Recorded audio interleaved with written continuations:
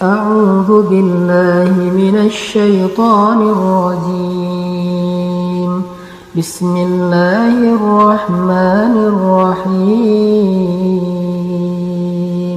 وإن كنتم في ريب مما نزلنا على عبدنا فأتوا بسورة من مثله وادعوا شهداءكم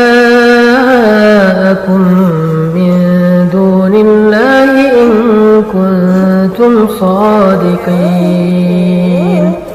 فإن لم تفعلوا ولن تفعلوا فاتقوا النار التي وقودها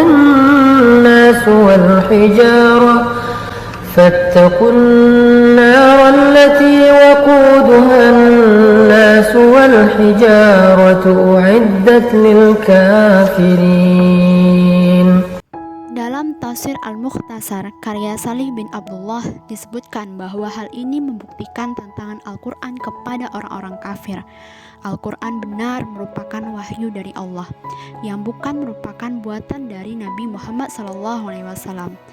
Al-Quran tak bisa dibuat tandingannya oleh siapapun, maka itulah kemujizatan Al-Quran. Tafsir Jalalain mengatakan lam taf'alu mengisyaratkan ketidakberdayaan mereka pada masa lalu dalam memenuhi tantangan Al-Quran, sedangkan lam taf'alu menyatakan ketidakberdayaan mereka selamanya. Takutlah kepada api neraka dengan tunduk beriman kepada Allah dan menerima bahwa Al-Quran bukan kalam manusia. Ayat ini menunjukkan kebenaran kenabian dari beberapa segi. Pertama, ayat ini mengandung tantangan dan anjuran serius terhadap orang kafir ketika itu untuk menerima tantangan Al-Quran. Kedua, ayat ini mengandung kabar gaib atas kebenaran Al-Quran. Ketiga, kalau saja Rasulullah SAW ragu pada apa masalah kerasulannya, niscaya beliau tidak akan meminta mereka yang kufur untuk menentang kebenaran Al-Quran karena khawatir argumentasinya terbantahkan. Adapun uiddat lil kafirin, kata Imam Al-Baidawi, menunjukkan bahwa neraka telah diciptakan dan telah dipersiapkan sejak saat ini untuk orang-orang kafir. Wallahu a'lam bishawab.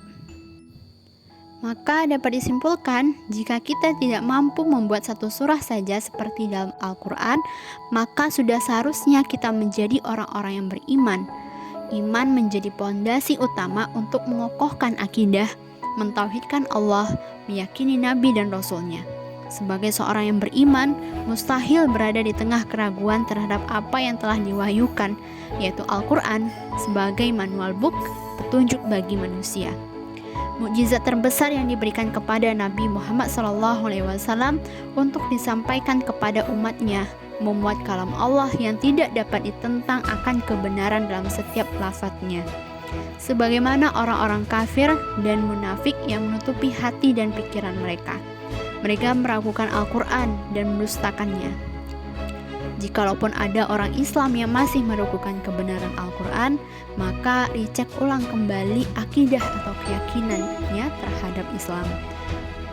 Maka kuatkan tauhid dan junjunglah tinggi nilai Al-Quran agar hidup selamat di dunia hingga akhirat, sehingga surga menjadi pelabuhan akhir nanti, insya Allah.